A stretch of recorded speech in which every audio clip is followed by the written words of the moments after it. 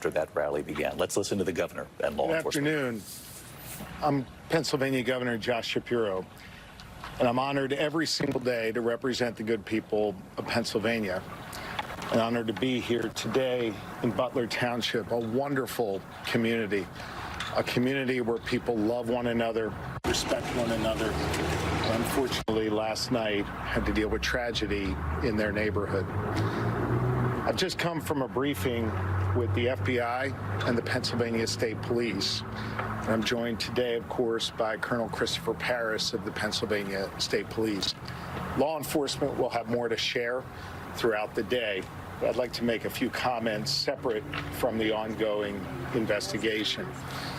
First and foremost, the assassination attempt on the former president, Donald Trump, last night was absolutely unacceptable and tragic. Lori and I are grateful that the former president is safe and, according to him and his team, is fine. It's also important to note that last night, 3 of our fellow Pennsylvanians were shot, 1 fatally and 2 in critical condition. I've just spent time speaking to the families, and I want to offer my prayers and the prayers of all 13 million Pennsylvanians for the 2 at this time. We lost a fellow Pennsylvanian last night, Corey Comperatore. I just spoke to Corey's wife and Corey's 2 daughters. Corey was a girl dad. Corey was a firefighter. Corey went to church every Sunday. Corey loved his community, and most especially, Corey loved his family. Corey was an avid supporter of the former president and was so excited to be there last night with him in the community. I asked Corey's wife if it would be okay for me to share that we spoke. She said yes. She also asked that I share with all of you that Corey died a hero, that Corey dove on his family to protect them last night at this rally. Corey was the very best of us. May his memory be a blessing. Last night was shocking for this community and for this Commonwealth, and I know for this country. Political disagreements can never, ever be addressed through violence. Disagreements are okay, but we need to use a peaceful political process to settle those differences. This is a moment where all leaders have a responsibility to speak and act with moral clarity, where all leaders need to take down the temperature and rise above the hateful rhetoric that exists and search for a better, brighter future for this nation. It's the work that I try to do every day here in the Commonwealth of Pennsylvania, and that's the work that falls to each and every American right now. And so I ask that you join me in prayer for the 2 Pennsylvanians who are in critical condition, that we continue to wish for a full and speedy recovery and pray for the former president, and that the Comperatore family remains in our thoughts and prayers. They have some very challenging times ahead of them. They will have an empty seat at the dinner table for the rest of their lives, but we need to make sure that Corey's memory is forever a blessing. And here in Pennsylvania, we will see to it that that is the case. And with that, I'll be happy to try and take a few of your questions. Governor, a lot of folks are starting to ask the tough question about whether that building that the shooter accessed should have been secured. Should it have been secured? And do the Pennsylvania State Police have any responsibility to have secured it? I'm not going to get into any questions answer any questions regarding the ongoing investigation. I trust that the FBI and the Pennsylvania State Police will keep you posted throughout the day and in the days ahead as to their investigation. Governor, there were some concerning items that the police had found in the suspect's vehicle. Do you have any update on those? And are you confident at this point the threat is over that he acted alone and that the public is in fact safe? The investigation is ongoing, and law enforcement will update you on the status of their investigation throughout the day. Can you share any more about your communications with former President Donald Trump or his team? I have not spoken directly to the former president. I have wished him well.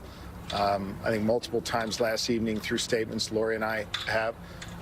The people of Pennsylvania, I know, were praying for him. And again, according to his team and himself, it seems as though he will be fine, obviously, relatively speaking. And we're glad to see that. Violence is never acceptable. I should also let you know that I did speak to President Biden. He called me last night to make sure that here in the Commonwealth we had all the resources we needed. I assured him that we did. At the time, he had yet to speak to President Trump. I think they connected later in the evening, and he wanted me to know that he was trying to reach out to the former president. I think that that was the honorable and right thing to do, and I'm glad that President Biden did that. We have no unmet needs at this time, and we're working in concert with our federal partners, and I let the president know that. Governor, have you talked to the families of those two who were critically injured, and do you have an update on their condition? I spoke to the family of one of them, and the other left a detailed message, and I'm not going to get into their status. That'll be shared by the Pennsylvania State Police and or the family later today. Governor, will you be asking for flags to be flown at half staff across the state, and also knowing that this is going to be a really contentious, even more so, a battleground state for the rest of imposing? What would your message? Can I say, I just missed the last part of what she said. No problem. The first was about the flags. The second, knowing that this is going to be even more contentious now in the state of Pennsylvania, and that we're divided here, what is your message to people who live here? I have directed that flags be flown at half staff in Corey's memory, and our chief of staff is working through that process now. My message to all Pennsylvanians, my message to all Americans is to be firm in your beliefs, to believe what you believe, to advocate for what you believe, and to be engaged in the political and civic process, but to always do so peacefully. To remember that while we may be Democrats or Republicans, above all else, we are Americans. And if you look at the story of this great nation over the last 248 years, a nation that was born right here in Pennsylvania, it's been ordinary Americans at every single step of the way, rising up, demanding more, seeking justice, advocating for change, and doing so peacefully. And those who have advocated for such change peacefully, they have been the ones to bring that about. We have to remember that even in these times where there are real divisions, that we have to address those divisions through engagement in the political and civic process in a peaceful manner. That is incumbent upon all political leaders of all parties, and it is incumbent upon the public. I will tell you that notwithstanding the tragedy that we saw last night here in Butler, the awful tragedy, that every day when I'm around Pennsylvania, I see the very best of Pennsylvanians. People who do have fervent beliefs, people who do have passionate beliefs, but who engage in a peaceful manner, and who love their neighbors, and who engage with people in their communities, even those that they might have differences from.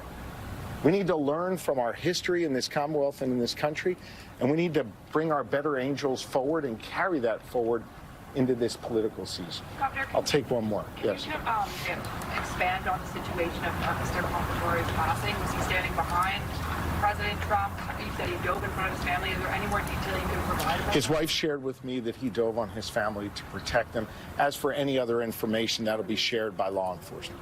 Thank you all very much.